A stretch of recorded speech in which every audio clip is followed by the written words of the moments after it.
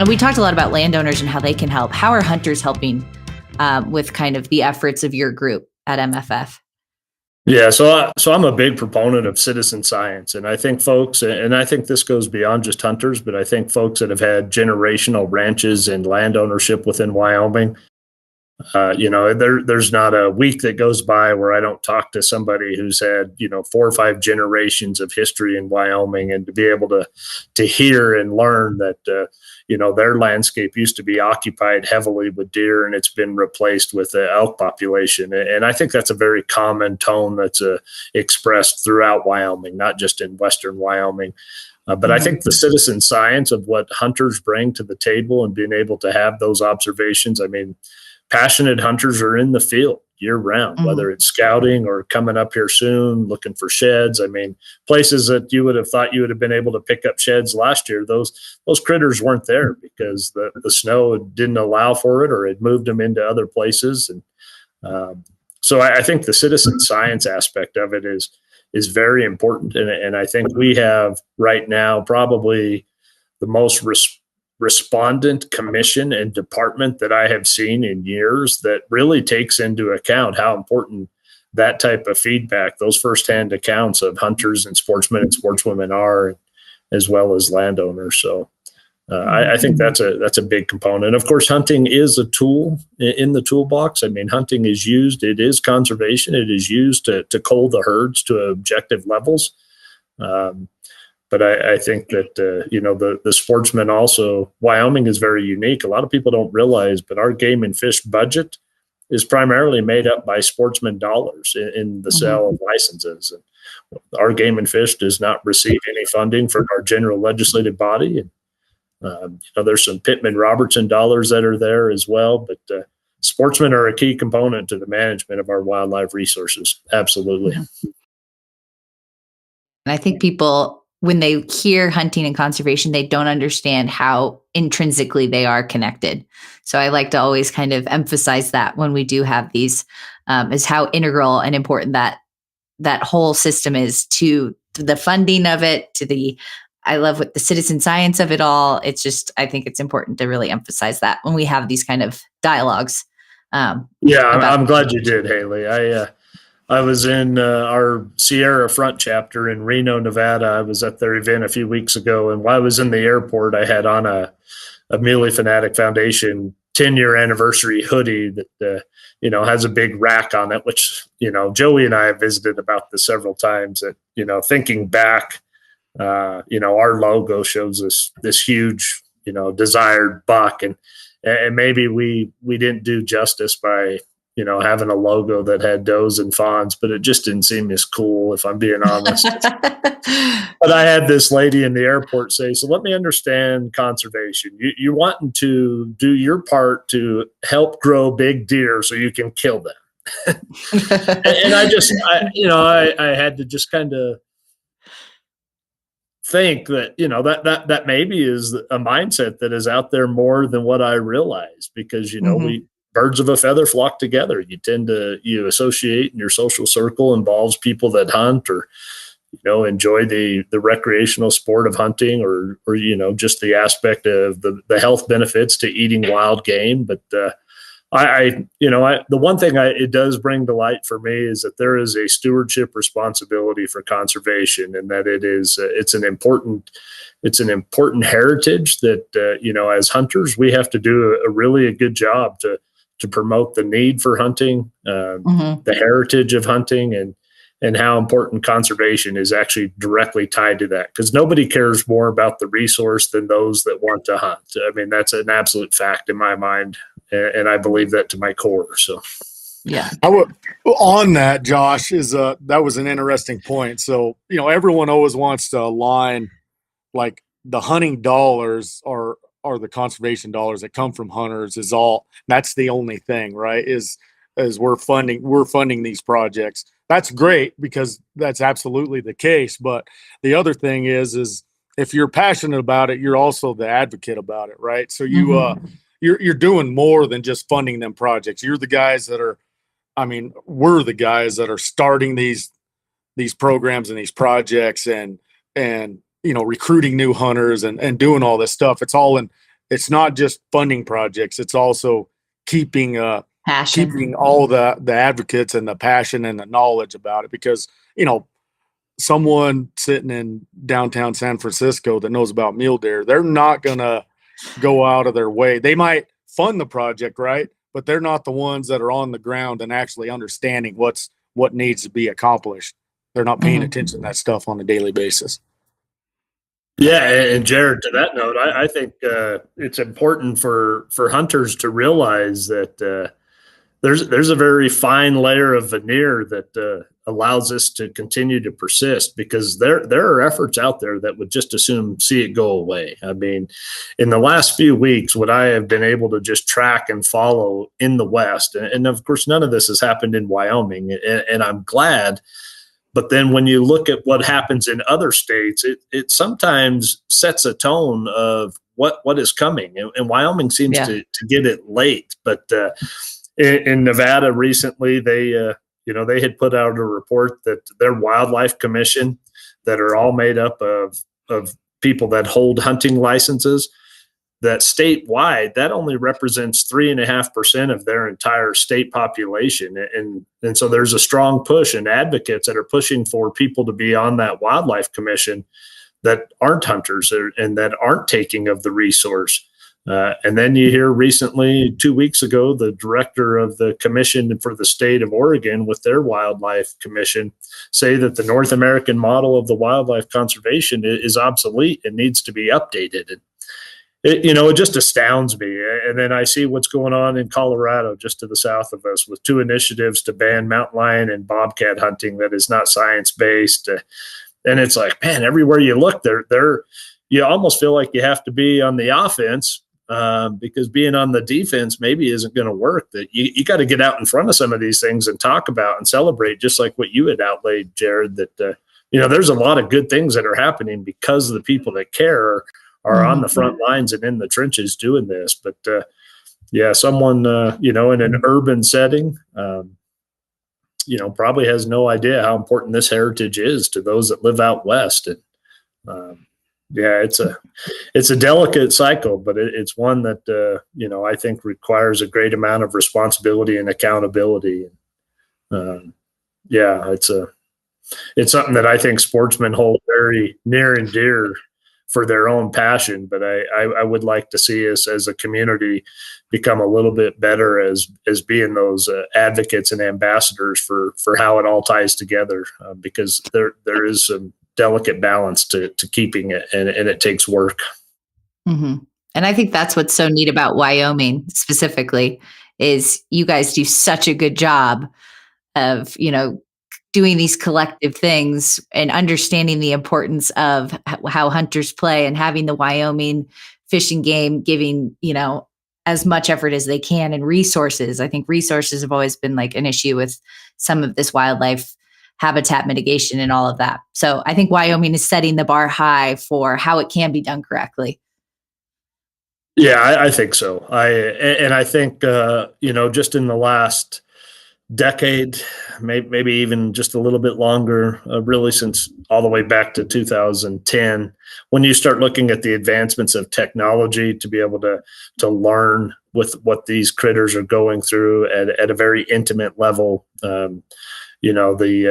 The radio collars, certainly prior to that, it's kind of like our cell phones. You have a visual of what a satellite phone in the 80s looked like in a big bag phone. And now look, everybody has a phone that's essentially so much more than a phone. But that technology continues to advance, and it allows us to just learn so much more, to pinpoint with great accuracy where these critters' movements are, that help, YDOT be able to put in these migration wildlife crossings in the right place, and then not only enhance motorist safety, but, allow for our wildlife to be able to move that they need. And, I'm hopeful and optimistic that technology will continue to advance. It someday we'll be able to get our handle on, chronic wasting disease, because it's it has some high prevalence in areas that are just absolutely demolishing what herds were there. I mean, you look at that Paradise Valley in central Wyoming with that type of prevalence above 80%. I mean, those deer are just not there. They're not displaced. They're just gone. And that's very real. And, chronic wasting disease is a tricky one. There's as many knowns as there are as unknowns about it. It's not a virus or a bacteria. It's a prion that lives in the environment, but it's 100% fatal to those that contract it. That becomes another issue when you talk about wanting to feed deer or congregate them in high concentration to be able to potentially risk the spread of CWD. And Right. But technology and I think just the human spirit, the American spirit, I think that's what that's what makes us proud to be Americans, is that we live in the greatest land that the planet has ever known because of our spirit. And it's not just our wildlife and natural resources; it's our human spirit. We care about these things, and we'll figure out a way. It just takes time, and technology advancement is certainly going to help with that. But it's an exciting time to be alive at this timeline of history. I think we just keep doing our part and things work out. Can I bring up one more thing?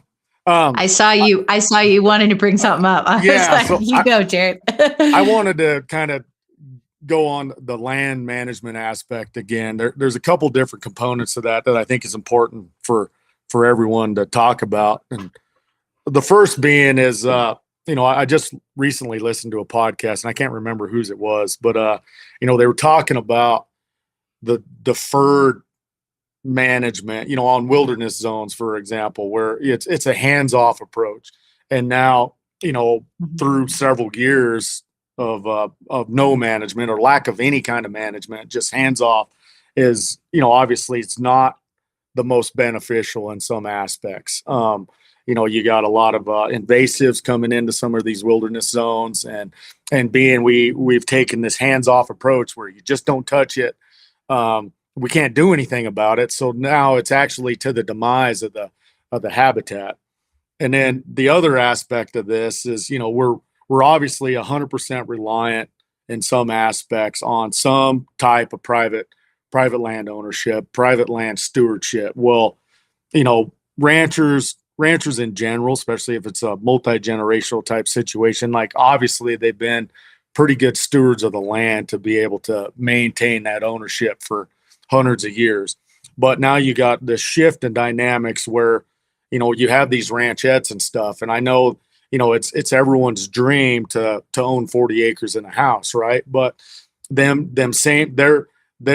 land stewards at a different level, and that knowledge doesn't seem to be presented to them type of ownerships the same as it is like the ranching landscapes. Like, as a rancher, you're like, you need to take care of invasives, you need to spray cheatgrass, you need to, rotational graze. And then on these 40-acre aspects, the first thing a lot of these folks do is go buy a brush hog and a couple head of horses and put up non-wildlife friendly fencing, where I think that knowledge needs to be pushed to them type of ownerships. Like, just because it's a smaller landscape and it's only 40 acres doesn't mean that you shouldn't be a steward of the land. We need to make sure that knowledge is passed through down to all landowners, not just ranch landowners. And I'll let you take it from there, Josh. No, there's a lot to unpack there, but I think you're right. I think when you take on that type of ownership, there is a responsibility that comes with that, and I think it starts by education and being able to ask questions, to be able to build those relationships with your local biologist, whether that's Game and Fish, Forest Service, BLM, neighbors, people that are in the area that have that citizen science. And again, I think we've seen I don't want to call it an invasion, but we have seen just some land ownership changes within the cowboy state that have really brought people from other places for whatever motivations that caused. But and I could see why you'd want to live in Wyoming. I tell people it's closed, but they keep coming. But I think when those type of opportunities are there, I think the onus of responsibility is on that individual to be able to understand how delicate the balance of our ecosystem is to our wildlife resources, and where is their responsibility to help further that. And there's some mitigating efforts that could be done, but ultimately, yes, I think when you take pieces of large undeveloped landscape and you start subdividing it and breaking it up, I mean, there's a consequence there. And not to say that that's not going to happen, because we are a growing population of people, but I that's a very interesting one, Jared. There is a lot to weigh there, and I think that it just really starts with education and someone's willingness to want to be the best steward to that landscape while they're here, and why they have ownership of it, and know that it is delicate. And maybe that'd be a really good podcast episode, Jared, now that I'm thinking about it. And that brings up a really good point, a great segue. How can, we've talked about hunters, we've talked about landowners. How can the listeners and the public of kind of Wyoming, Colorado, wherever people care about mule deer, how can they get involved in what you're doing and some of the education that you provide to kind of anyone, not just big landowners? Yeah. So, I mean, I guess twofold on that, Haley. I think there's opportunities where folks can be involved with what we're doing organizationally, but I think the bigger thing of involvement is get outside, go hunting. Just because you have a hunting license doesn't mean you have to harvest something, but take someone else hunting, take a youth hunting, get outside, enjoy what God has given us with our natural and wildlife resources. And I think just those levels of enjoyment will spur one's churning inside, that will create a fire for them to realize how special that is, to be able to unplug and to get to places where Verizon has yet to invade, and recognize that those special places come with a great responsibility as well, to be able to protect and enhance that. And I think that once someone has those experiences, then they tend to gravitate towards organizations that are doing good things to protect and ensure that those continue to exist for years to come. And, there's a lot of great conservation organizations out there: Rocky Mountain Elk Foundation, Mule Deer Foundation, Trout Unlimited. I mean, there are great groups in Wyoming that are doing great things at the ground level. Certainly I would be remiss if I didn't say we would love people to be involved with our effort as well. But I think it's just making that leap of willingness to put yourself out there, saying, I want to be part of the solution, and I want to bring just a passion for love of wildlife and wide open places and wide open things, and put me to work. I can put on some leather gloves. I can change barbed wire fence to smooth wire fence, or I can help on some research projects. We always solicit and include volunteers on projects that involved anything to do with the research that we're supporting with the University of Wyoming and the Game and Fish Department. There's always an opportunity if you want to be involved on some of these capture projects where we're hands-on doing a battery of tests on these critter and looking at the satellite colors and the data. I mean, there are so many ways to be involved that I can't think of one conservation group out there that if someone didn't call or reach out to someone that was leading those charges and say, hey, I want to get involved, how can you help? That they would be able to figure out a way to put them to work and bring them in to be a part of it. And I think it just grows from there. It's kind of like, when I was a kid going to vacation Bible school at the Baptist Church in Green River, Wyoming, it was always bring a friend. And that's how it grows. I think you get a buddy and bring them along, and it just grows. So. No, I love that. It really is about just spreading the word. And, to Jared's point of, you don't have to be these people that have this huge influence on these migratory corridors. There's little things that you can do too, as just a steward of these animals and of the West, where it helps. Every little thing helps, So I think that's really big. And I know you were, before we kind of got on the call, you were chatting about a big event that you're putting on with Wyoming Game and Fish that's coming up.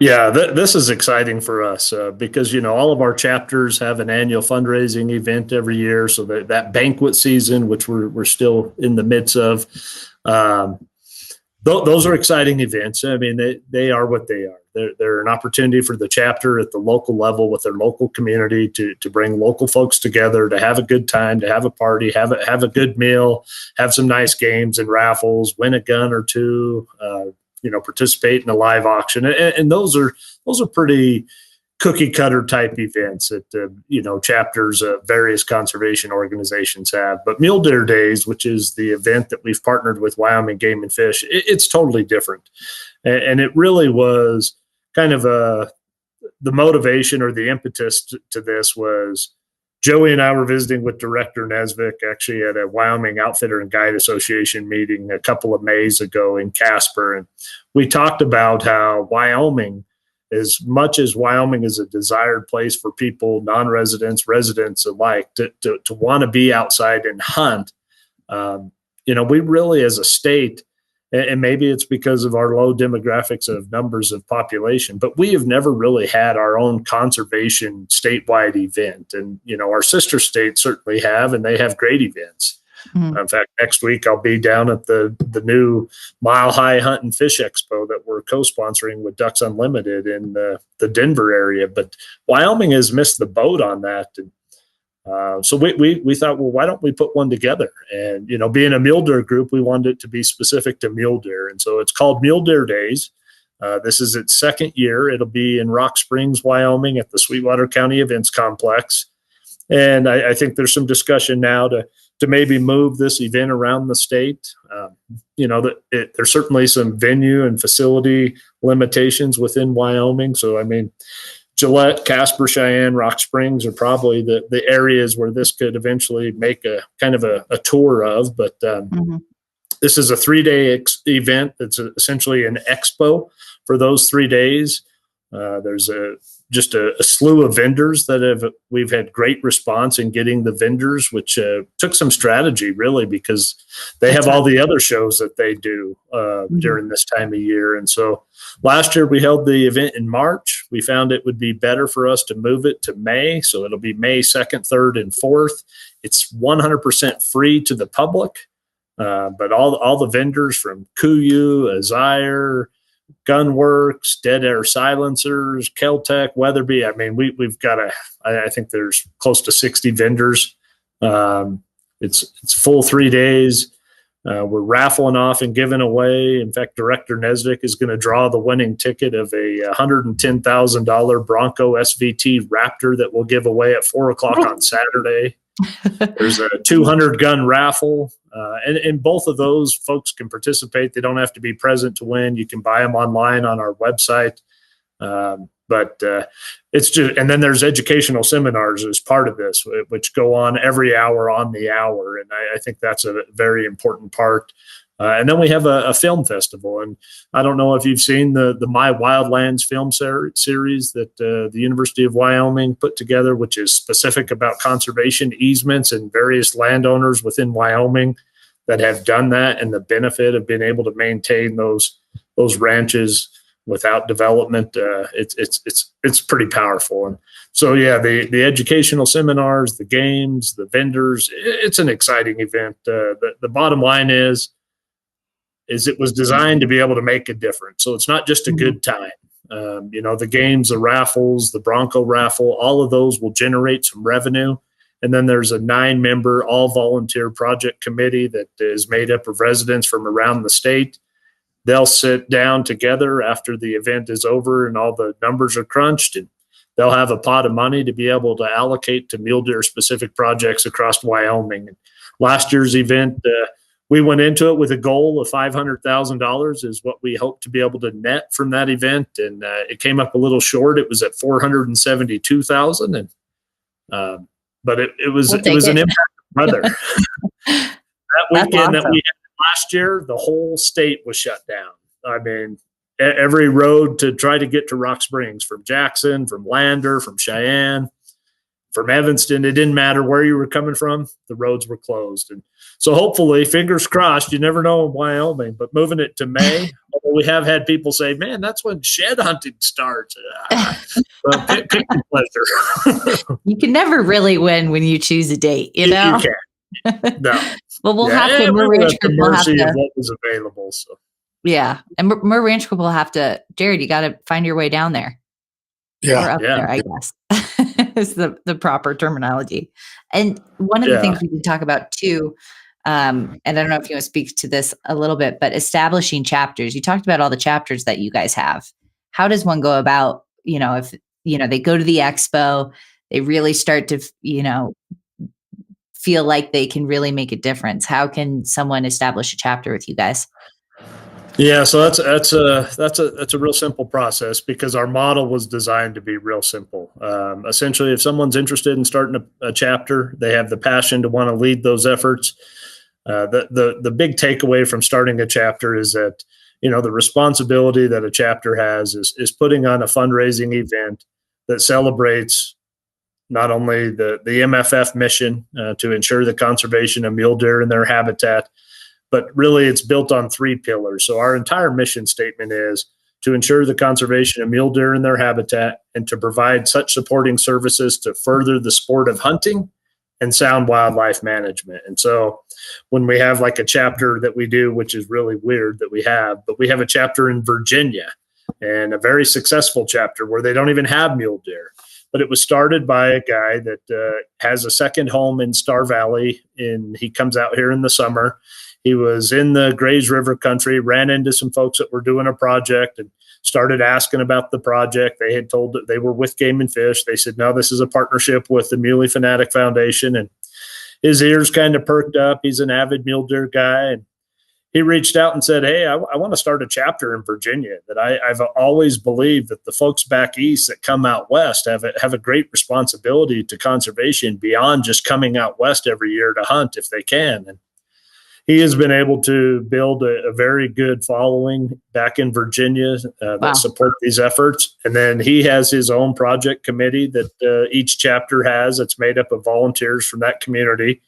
And they review the project proposals, and then they allocate their funds to projects that are benefiting mule deer out west. And so it's really kind of neat to see. But our model was designed to be very simple. The chapter retains 70% of the funds that they raise in a local bank account in their community, and then through an all-volunteer project committee that they organize, they review projects, and then they solicit projects also because when you're a new chapter, you're going to have to reach out to private landowners, Game and Fish, BLM, Forest Service, depending on what the land ownership is of your area. And solicit projects that will benefit mule deer.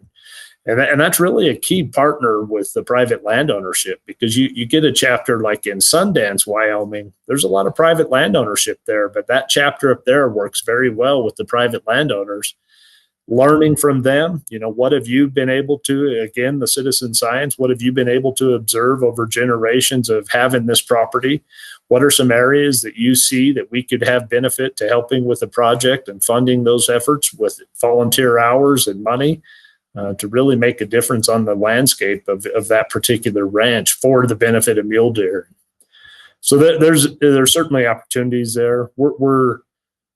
We're not just looking to build chapters. I mean, we're not just let's have more chapters. Let's just keep growing chapters. We're more interested in the quality of the people that want to lead these efforts to get chapters that are established that make an impact in the areas that they operate. That's awesome. Well, it sounds like you have a really awesome team behind you. If I am available, I would love to come to Rock Springs. I love coming up there any chance I get. But it's just really cool to see what you guys are doing at the MFF. It's an amazing organization. And I've learned a lot today. So thank you so much, Joshua, for coming on the show, and for Jared for coming on the show. If you have any closing remarks you'd like to give to our listeners, feel free to add a little spice again. I just appreciate your willingness to want to visit and talk about this. It's obviously something that we're very passionate about. I think it's bigger than just mule deer. I think we've touched on the importance of the landowner, the heritage of hunting, getting the next generation involved. I think all of those things together is really what this whole conversation could be just really wrapped up in saying, is that, there's a lot of moving parts to this, but they're all parts that we all care about, and they all deserve as much effort that we can put forth. And if anyone is interested in learning a little bit more about our organization, I personally don't do social media, but we do have folks on our team that do, and they love it. It's just not for me. That's right. I just don't do it. So, but our website is probably, besides all the social media platforms that are out there, our website is probably still the host of the best information, and that's muleyfanatic.org, or specific to the Mule Deer Days event coming up here in a couple weeks, muledeerdays.org is the other website. So. Awesome. Yeah, Jared, Haley, thank you very much. It's been a pleasure. Thank you. I appreciate it. See you guys soon. Thank you for listening to this episode of the Land Bulletin podcast. I'd like to thank Joshua Coursey, founder and CEO of Muley Fanatic Foundation and Senior Vice President of Mirr Ranch Group, and experienced hunting guide Jared Souza for taking the time to join us today. For more information on Muley Fanatic Foundation, please visit their website, muleyfanatic.org, or their Facebook, Instagram, and YouTube. Also, be sure to check out muledeerdays.org for more information on their event coming up this early May. Also, to learn more about the ranch real estate or our ranch marketing process, please be sure to subscribe to our newsletter and our website at mirranchgroup.com, or give us a call at 303-623-4545. Thanks so much, guys. See you next time.